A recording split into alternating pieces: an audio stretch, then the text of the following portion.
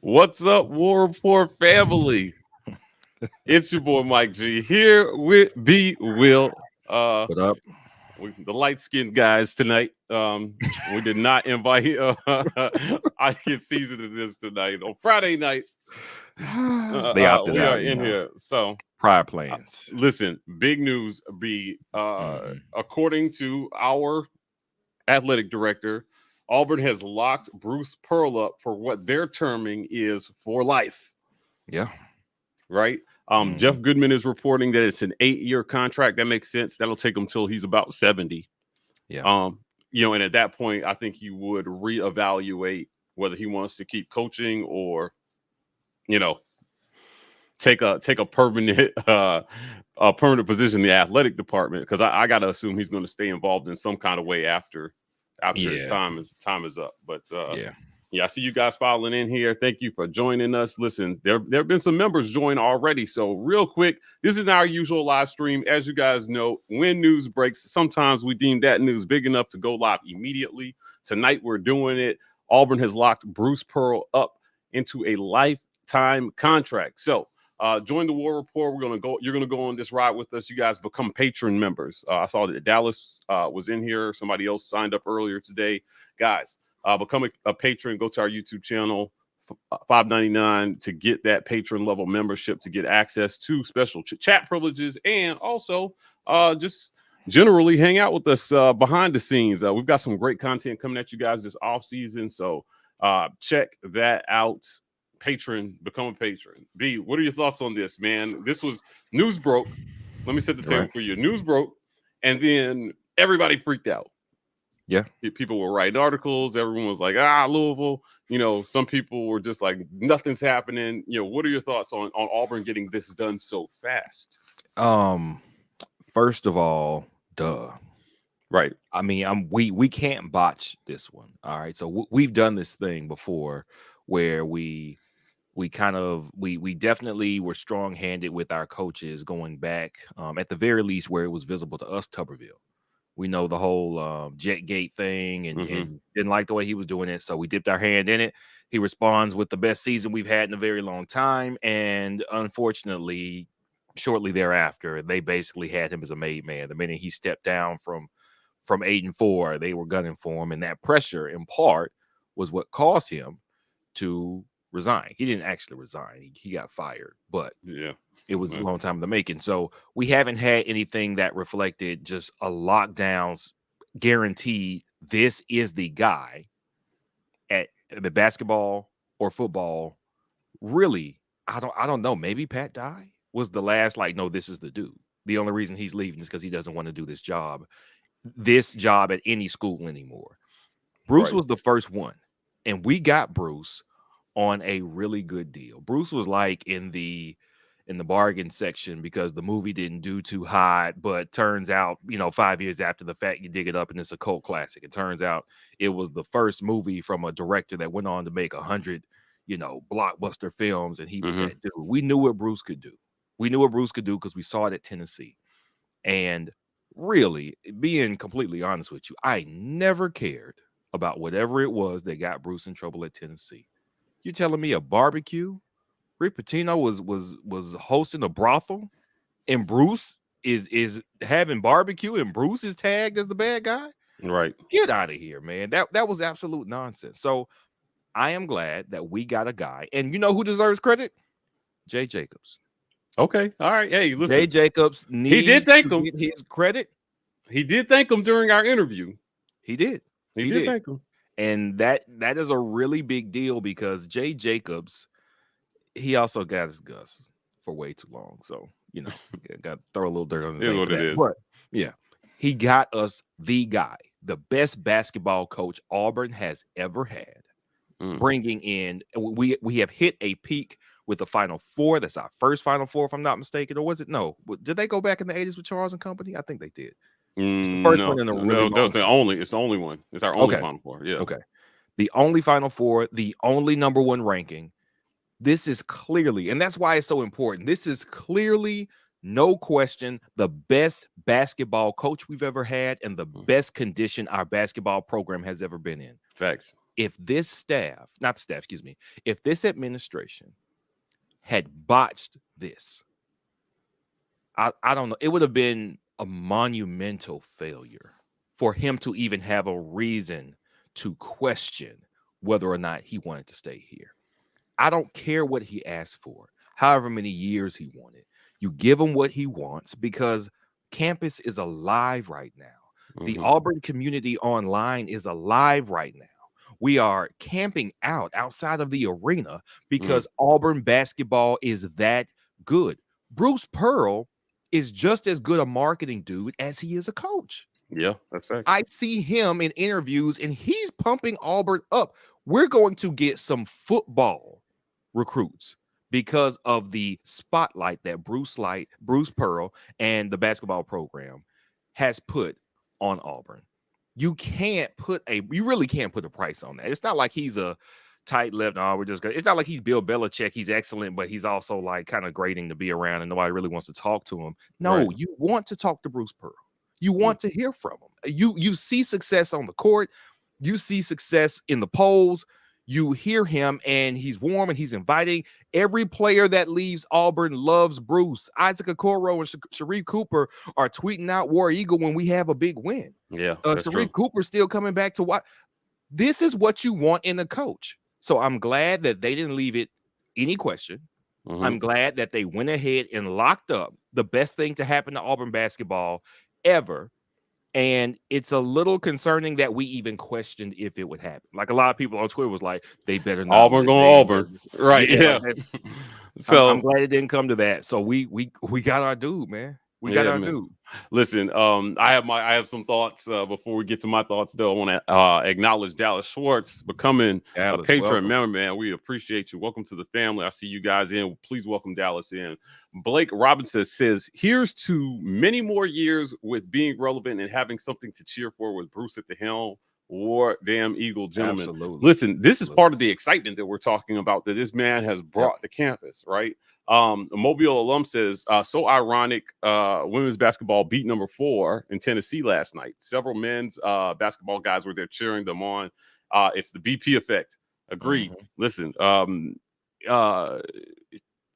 he sets the example. He sets the tone. He shows up to the football games. He cheers for other people. I read that the women's basketball coach walked in to into the practice facility or to the arena while they were practicing, and he stopped and had the team give her a standing ovation on a big win last night. Man, this is the guy. This is a leader of men, that we've got here. Corey Weber says that best coach in America is locked in. War damn Eagle. Virginia double dribbled. Wear your shirt proud, Corey. Wear it. That's right. That's right. No, he tweeted it out. He got the shirt. He tweeted it at us. Thank you, Corey. We are listening to y'all, and we appreciate everything that you contribute to the community. So glad to have you back in here again, sir. Yeah. Listen, Chris Lester says, as an Auburn fan, I love this news. War Eagle guys. Hey, absolutely. We love it too. This is not super chat, but it is funny. I super chatted Alan Green today, asking him to put $49.99 towards the Bruce contract. Feels like I helped make this happen, gang. I agree. Listen, you can't say you didn't. Hey, listen, everybody made this happen. The excitement and the feedback from the fan base and nothing, there was no acceptable end to this situation but what happened. Lock it up quick. Now, we're giving them a lot of credit for getting this done. I don't think they have much of a choice, though, B. You are in the middle of what might be a national title run. You're the number 1 team in the country. The last thing you need is a distraction of a contract negotiation with your coach looming over your season. Right. And I think that Bruce Pearl's agent, whoever he is, I don't even know who the guy is, did an amazing job leveraging this at just the right time. Now I jumped into some Twitter spaces yesterday and people were like, why wasn't a contingency ready for this? And I just think, if you look, people are failing to look at it from Bruce Pearl's side, right? I'm not sure they necessarily wanted to jump all over it 2 years ago. Now, there were some things that we know that he wanted. At the top of the list were raises for the staff and basketball only facility or some kind of new practice facility. Right, because they share the arena space with gymnastics, with women's basketball. With women's basketball. I think at a certain point they were sharing some of it with volleyball, depending on the time of year. But Bruce wants somewhere where the guys can just go in, say, hey, if you want to come in here and work in your game, get shots up, you don't have to wait for a schedule. You don't have to guess if it's going to be available. You just go in there and work on your game. So that's what he wanted. Facts. Now, why is that? Why that's a big deal is this.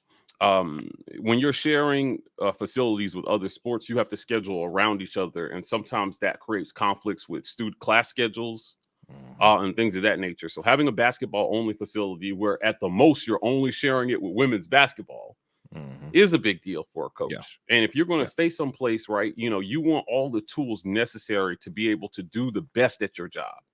So if my job is to coach guys and get them ready to play, give me a facility that allows me to do that. So, they got that in the works. Listen, man, I know this is a lifetime contract, but people have to remember that's 8 to 10 years for Bruce Pearl. So you have to get this stuff done quickly. They don't have 4 years to build a basketball only facility, right? I expect in 18 months, something is going to be up somewhere. So they've got to get to work on that. We're really, really glad that they got this done. Mobile alum is back in here again. He says, I agree with Mike. He affects all athletic programs. Let's see this mojo bleed over to football. Now, he's had, so you talked about how good he's been in social media and in interviews. So many legendary quotes, but the best thing I think that he ever said was during a presser. I'm sure it was me that asked the question. I asked most of the good questions, and he said we want to be number one at everything. We want the number one engineering school. We want to be the number one business school. We want to be an everything school. So when people were freaking out about him leaving, it was the only way Bruce wasn't going to be our coach for life is if Auburn messed this up, because he wanted to be here and he was talking like a guy who always wanted to be here. So, I mean, if our interview with him was my first time actually speaking to him, not on a press conference. And he's a very personable guy, he's one of the few coaches that actually says the reporter's name when he's responding to us. And, there were certain things, and when he looks at you and he talks, you believe it. It's easy to see why he's such a good recruiter. Yeah. He had me convinced in our interview, right? We only have him for 30 minutes. So, during the off-camera talk and the on-camera talk, you just got the idea and the feeling this is where he wants to be. Yeah. And I think that the university embraced that. I thought that had a net positive effect on the negotiations. Well, first of all, we got a guy who wants to be here, but he's doing his due diligence and he's leveraging his situation right now. And that's just where we're at. So we got to pay him. Right. Money could not be the reason that he didn't stay. Otherwise, coaches will leave for other programs where they do have more resources and money is not an issue. Now, what did we hear? I want to throw it back to you here in a second, B. What did we hear about Louisville? Right. They don't spend as much of their budget on football. Their basketball school, they can do more for Bruce than we can. Now, I don't think that there were so many reasons Louisville was never going to happen. But at the end of the day, this was the way this needed to happen. Leave no doubt. This is the best thing for Bruce Pearl. It was the best thing for Auburn University. And it was the absolute best thing for the student athletes under his direction right now, trying to bring home a title this season. Get this out of the way. No distractions. Yeah. And that's the big picture here was it was what was best for all parties. Like there was no lose. I get Auburn's been, I don't want to say tight with the purse strings, because they have been paying out a lot of money for coaches to leave because they make bad decisions about who to hire and when to keep them. So for once, when you've got proof up front, you keep the guy. It doesn't matter what it costs. Right. And all of the reasons people were giving why he would go to Louisville or why he would go to Maryland, so many of those reasons don't make sense in the year of our Lord 2022. All right. We've got a brand new arena. Like there were some Louisville fans on there talking about, oh, well, our stadium seats 22,000. Yeah. So it's big. And you've seen the home court advantage here. Like you get every time we get a new broadcast team come down, they talk about this. Either this is the best atmosphere in college basketball or it's just electric, unreal, and one of the best. The fact that you got a bigger stadium, what does that do for the coach? Oh, you mean we can sell out 22 instead of 10? Who cares? We have an electric atmosphere. The student athletes love playing. The students love coming to watch it, and we are winning here. What about a bigger facility that's called the Yum Yum Center makes that a better job? That's stupid. I don't want to play in the Yum Yum Center. He can play in Auburn Arena, and pretty soon it'll be named Bruce Pearl Arena. So who cares? There is nothing attractive about a job where losing is what's going on right now. The guy just got fired, and you know what? He didn't even. They negotiated the rest of his contract. What thing his name was Chris Mack, or something like that. Right. How bad does it have to be for you to go? I know you guys owe me $8 million. Just give me $4 million. I'll go away. Right. Who wants to go to that program? So what that tells me is it's similar to probably what a traditional football powerhouse is, like with the USC or with the Miami when they were having bad years. There's so much pressure to be great. You don't have time to figure it out and just get good. So they put all this pressure on these people, and they come in and they fold. They come in and they fold. Bruce is a good enough coach to succeed anywhere, but what you're asking him to do if he was going to reset is go somewhere. Now rebuild culture. Rebuilding culture takes time. I'm sure it takes less time in basketball than in football, a lot less moving pieces. I get it. You still got to reset. You're down here, man. You've been down here 8 years. You don't think there's value to some people for staying where they're at, for being where they have put down roots, where they have built up a culture? What is the advantage of leaving outside of $1 or $2 million more? Right. There's none. There's absolutely none. But that was never his main concern was raises for his staff, though. Right. Now, we asked him about building a program, and one of his first responses I was taken back by. He spent the first 60 seconds of the question I asked him thanking everybody around him. Now, B, I want to note the first person he thanked, he said, it starts, and I quote, with my strength and conditioning coach. So Bruce understands that you got to get your weight up if you want to compete with the big boys. And then he went down to thank everybody from the associate head coaches to the video guys.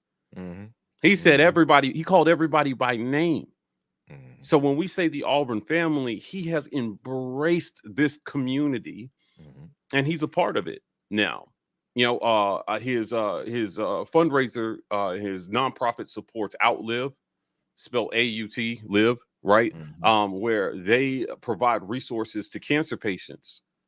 And, you know, he talked about speaking out against racism and anti-Semitism and, you know, standing up and being a leader in the community. And I'm just like, wow, when people, I shudder to think how he got a bad name just as a person. Right. Over a barbecue. Right. And then an investigation that ultimately had nothing to do with him. Right. So, you know, there are a lot of writers that I won't name that can definitely shove it. They're gonna have a hard 24 hours because I know Auburn Twitter's gonna let them have it. Trying to stir up controversy around this thing. And you know, Kentucky writers. Right. Kentucky writers trying to, you know, we need to be so worried, or if he gets offered that job, he's out. I think that the how quickly they got this in the bag says a lot about how much Auburn wanted him and how much he wanted to be here, because both sides had to be on the same page for it to happen this fast. I want to jump to some super chats here. Mobile alum says, can't wait to see him really come out and support our women's basketball team. Seems like so much potential there. Yes, man. Right. This is crazy. William Pucci says, seeing Bruce has been signed off to a lifetime contract. I'm moving to sign the men of the War Rapport lifetime contracts. Hey, listen. Thank you, Bill. Yes, we want to sign ourselves, and you just put $5 towards that, so we appreciate Thank you, that. sir. We just need 50,000 more of those, and we'll be right there. Dallas Schwartz says Mike G entered the portal last week. Was all SEC Trojan since 1977. Fully committed. War damn Eagle. Listen, He said he was. Yeah, he you was. Remember, yeah. he was a SC. He's been an SC fan in our chat for a long time. So welcome back, Dallas. I love that, dude. I love that. We got SC fans in here supporting our coach. Spicy Penguin, not a super chat, says Kentucky is big mad. Yes, they are. They were talking so much crap in the light of the beating that we put on them, and they're not going to get another shot unless it's in the SEC tourney. Right. So they're going to have to live with that one. I know they're real salty about this one after we start to build some success, and that is a signal to the rest of the conference that, you know what? You guys going to have to deal with this Bruce Pearl thing every year for like the next decade, right? Getting a top 5 kid overall recruit in that's going to be a first-round draft pick and being a contender for the SEC every year. Now, there was a comment that just said, hey, we're always going to be a football school. I missed the comment up here, until we're going to be a football school essentially until Harsin starts winning again. And I'm telling you, so we're going to be a basketball school until Harsin starts winning. Yeah, right. And so, like in my mind, it's kind of like that whole, Auburn can't. I really do hope we become an everything school. Yeah. And I love football. I mean, listen, we built our name on football, but at the end of the day, Brian, I think that what your identity is ultimately comes back to culture and winning. Yeah. He's built culture, and now over the last 2 or 3 years, he started to add the winning part. Right. At the highest levels consistently. Let him make another Final Four or a championship game this year. Immediately validates the decision to do this. So there was some speculation, B. I wanted to get your thoughts on what the number could be. Now, the university has not released that information to us just yet. But when we have that information, whether it's when we're here live for the next few minutes or if it's afterwards, we will probably get to you guys on Twitter once they give the official press release with the contract details. I'm speculating it's probably going to be somewhere in the area of just over $6 million because I think that's what Coach K is making. I think Cal is making over seven or over 7. I think he's the highest paid coach, isn't he? I think so. I can't imagine. He's like $8 million, I think. Yeah, paid coaches in college basketball. 8 years for sure. Calipari, $8 million. Yep. So 8 years. So if we know it's an 8-year contract, I don't think the dollar amount is as important as the incentive amount. I mean, he had to be happy with it to sign it, so to agree to it. So I don't think it's less than 6. I don't think it's more than 7.5. Okay. Calipari's making 8 for reference, right? Coach K is $7 million a year. This is last year. Jay Wright at Villanova is $6 million a year. Chris Beard at the University of Texas at Austin, $5 million a year. Rick Barnes is making 4.95. Bob Huggins is making 4.05. Louisville's coach, who is no more, was making $4 million a year. Fred Hoiberg of Nebraska was making 4. Brad Underwood 4. He's at Illinois. Utah is making 3.9, and then Bruce Pearl was coming in at 3.9 as of last August, right? Like, so he was the 11th highest paid coach. $6 million will push him into the top 5. Okay. Yeah, I definitely think he's 6. He's at least 6. I don't see more than 7, although I wouldn't be mad at more than 7 because really it's a drop in the bucket from what we've seen. We've seen ticket prices. We've seen resale prices. Yeah, it could be top 3 or 4 at the end of the day. Which is good, right? I mean, he hasn't won a championship yet, so I'm okay, making him a top 3 to 4 paid coach and then taking care of the staff. Right. So, we just heard him talk so much about his people. It's been amazing. Bryson Bridges says, so disappointed in it's inconvenient to talk about Grant Lloyd now that we're a basketball school. Yep. Ike would be okay if we just never mentioned that name again. I'm sure he's at home watching, right? You guys, we're not going to stay on too long tonight. We got you guys for about another 10 minutes. Jump in the chat. Let us know what you think. This is amazing, right? There's so much positive momentum around Auburn sports right now. Yeah. Gymnastics, women's basketball, men's basketball, swimming and diving is always good, right? Like there's a lot. Is undefeated. Yeah, great. like Yeah, forever for like 100 years. Equestrian is the best program we have at Auburn University, hands down. It's not even close. Where everything's cool. Yeah. Where everything's cool. So it's nice to see this kind of excitement around one of the two major sports, though. Right. Right. And that's the biggest thing. Mm-hmm. So, we built a new arena just about 10 years ago. Now is the new arena. Has it been that long? Oh, man. Wait, it was built before Tony Barbie got here. Yeah, I remember his sorry ass up in our arena. Yeah. So yeah, it was 2000, 12, 13. Chat, help me out. When did we open the new arena? But you got the new arena. I mean, it's a nice arena. And they're talking about making some upgrades. I think part of the negotiation was about upgrading the office spaces in the arena as well, too. I was just, a lot of the demands were about tools to the job. I feel like I've done a good job over the first 8 years here with what you guys have given me. Now give me some, better facilities, give me, some better tools to work with, and I will produce an even better product. I think that's a fair trade there, based on what he's accomplished here.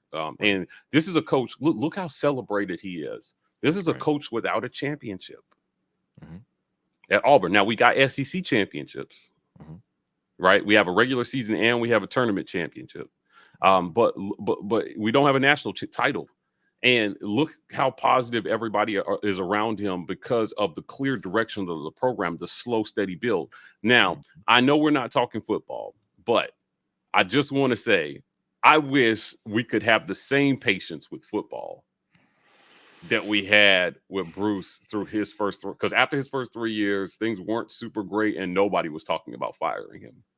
Right. Because we had a track record of underperforming, and it had become the norm in basketball. So you can't run a guy out when he's at least competing. Like, we're winning some games. We hadn't won drastically less than we had won prior. I mean, listen, we had Tony Barbie. So what's your metric of good enough here? So you give Bruce some time, and when you know it, that fourth or fifth year, I can't remember which one, things start perking up. Before the 2019 run, we got in the tournament in 2018.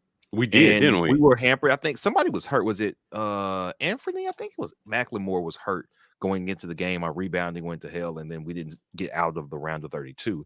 But the slow steady, didn't we? Yeah, we did. We lost in the second round to Clemson. We got blown out 53 to 84. Yeah. So we were a 4 seed. We were a 4 seed in that tournament, though. Clemson was a 5. Yeah. And it's because we built steadily. He built steadily. He got the guys he got in. Even they've always been fans of his. I remember seeing a couple of guys tweet at him or tweet at Stephen Pearl. We wish we had been able to play for your dad. Like, they had left the season before. Like, we wish we had been able to play for him. Bruce is loved by players. I saw Andrew said this as soon as I was saying it. Players love Bruce. People love Bruce, man. So that slow, steady build is exactly what we needed. And he kind of gets some time to do that because football had a lot going on at the time. We had just had the excitement of the season on the first Gus's first season. So he was able to build this while football was kind of dancing in the foreground. In the background, he's developing better. He's recruiting a little better. He's figuring out how to recruit the footprint and what type of players he wants to fit into a cohesive team.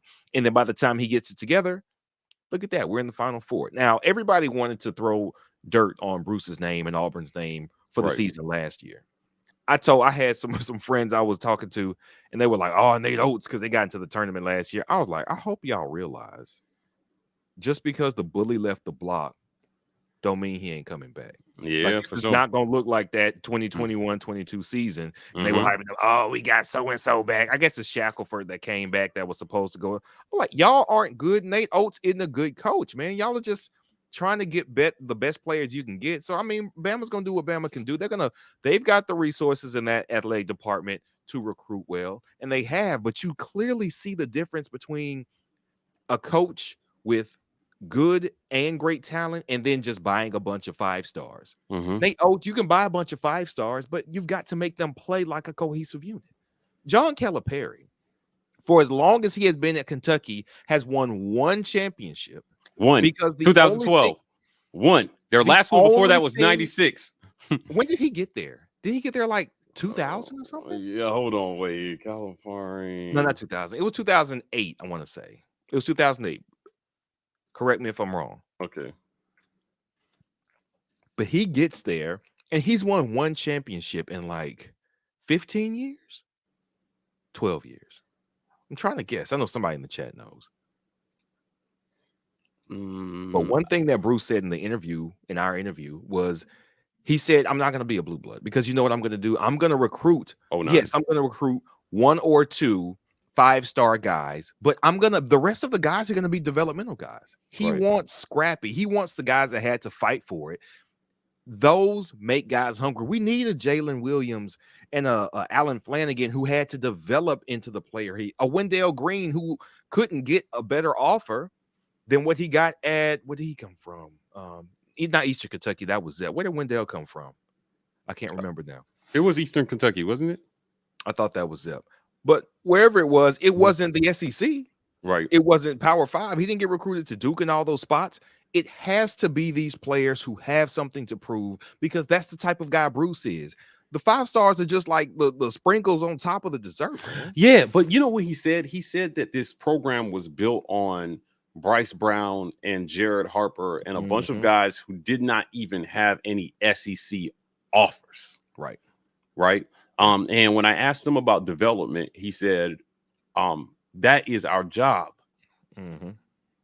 He said, that is our job, is to develop and make sure that they have opportunities on and off the court. We have to do our job.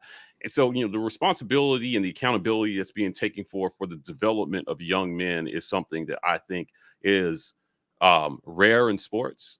Now it's basketball, so there are fewer of them that you have to manage. Right. And you can do more direct management because you got max 15 guys that you got to deal with. Right. And that's easier. It is easier. It is easier. Plus you have assistants to help you. Right. However, it is still rare for there to be this much buy-in from every angle on a coach's vision and plan. And it starts with development, knowing what to do with the talent that you have, because this year will be Auburn's 4th tournament appearance in 8 years. Yeah. Under 18, 19. We would have had a bid in 20. Yeah, Bobby, we would have had to sit that tournament out though because of the thing. Yeah. Right, because of the investigation. But you look at it, and so it's going to be 3 or 4 appearances in 10 years. That's amazing. Yeah, or 8 years. Plus, you have, because he's in his 8th year right now. Right, this is year 8.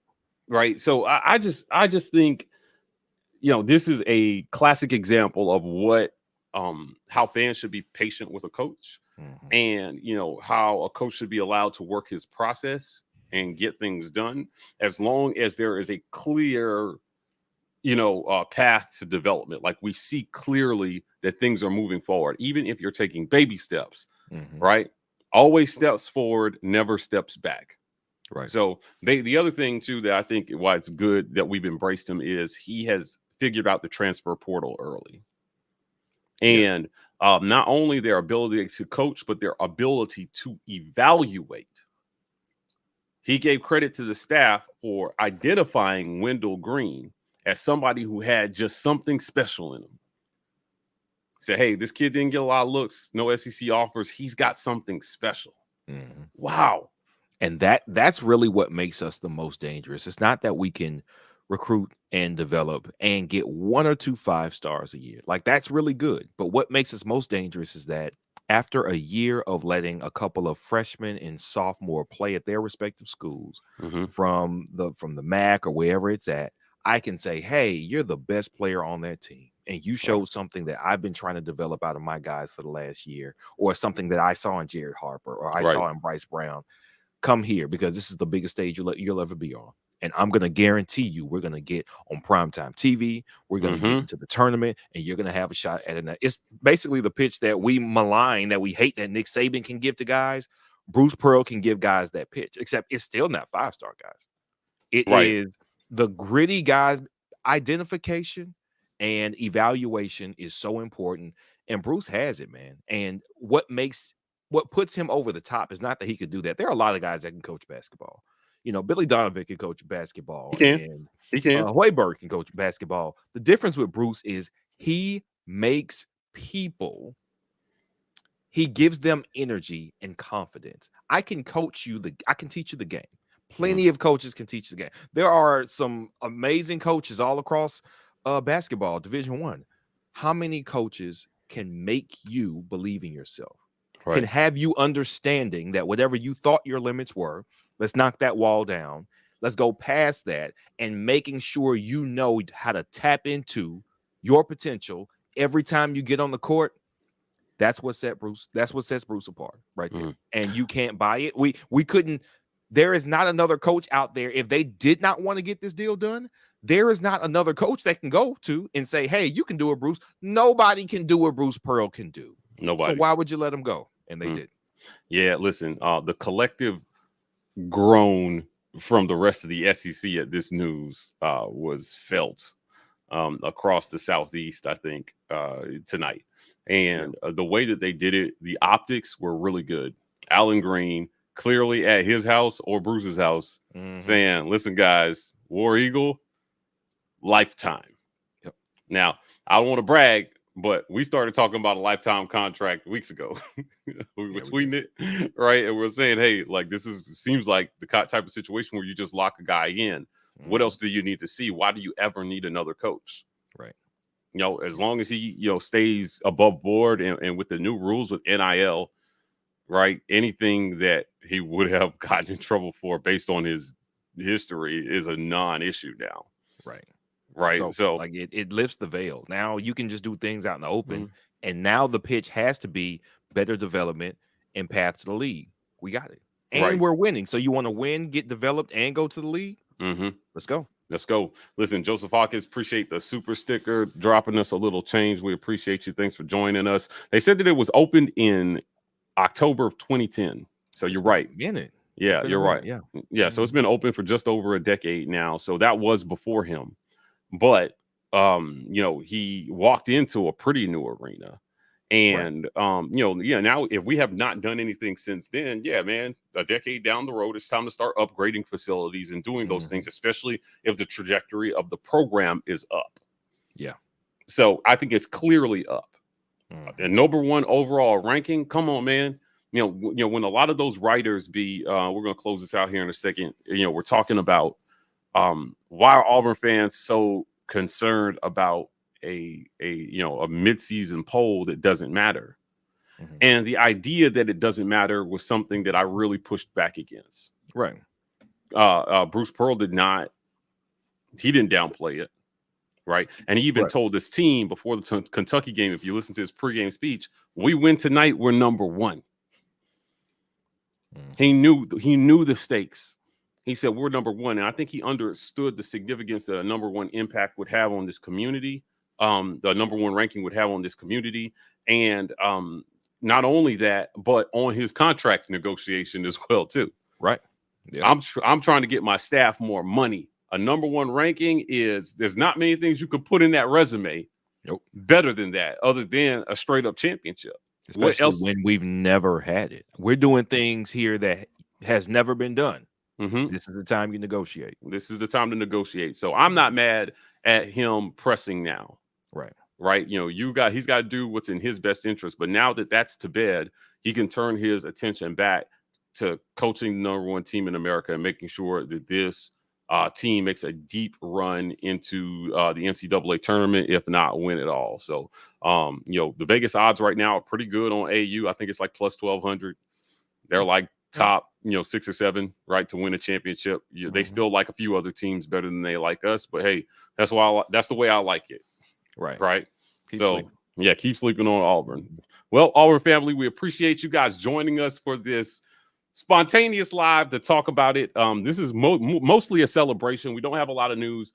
The university has not released, and I'll double check before we get off the air. They have not released the official press release on his contract. So it's pretty late in the day. I assume we'll get that information early tomorrow morning sometime. So it'll break the Saturday sports news cycle with Yeah, with some information on what that contract is. We're thinking somewhere in the area of just over $6 million will make him a top 3 to 4 head coach, paid head coach in college basketball, which is fantastic. And based on what he's accomplished, I think he's definitely earned that. Like you said about Calipari, 1 championship in 10 years, and he's the highest paid coach. Yeah. Come on, man. Come on. And I'll tell you what, Auburn now owns the lead in the Kentucky Auburn series, over the last 5 years. I think we beat them more than they beat us. Yes, we have. By 1, right? So it's been pretty even. And, catching us up there and I'll close this by saying, there's been a lot of talk about blue bloods. And we asked him about that. And he said, I'm not a blue blood and I'm never going to be one. And neither will Auburn as long as I'm in charge. Right. We're going to stay humble and we're going to stay hungry. Yeah. Damn, that man is a walking quote. He is, man. He is like you can't duplicate that. You can't Facebook quote. That, so charisma. Oh my goodness. Anyway, listen, we appreciate you guys joining us tonight. Thank you guys for all the super chats and for the signups. Guys, we'll be back at you with the Sunday tailgate. If you missed Facts or Not, we have a question on there that's outdated as hell. I think it's the title question asking about this. We record that on Mondays or Tuesdays, so we did not expect all this news to break. Thought we had at least a week. Turns out we had about 5 days. But we are going to be back at you guys Sunday afternoon with our weekend tailgate. So, guys, we're signing off as always. War Eagle. War Eagle.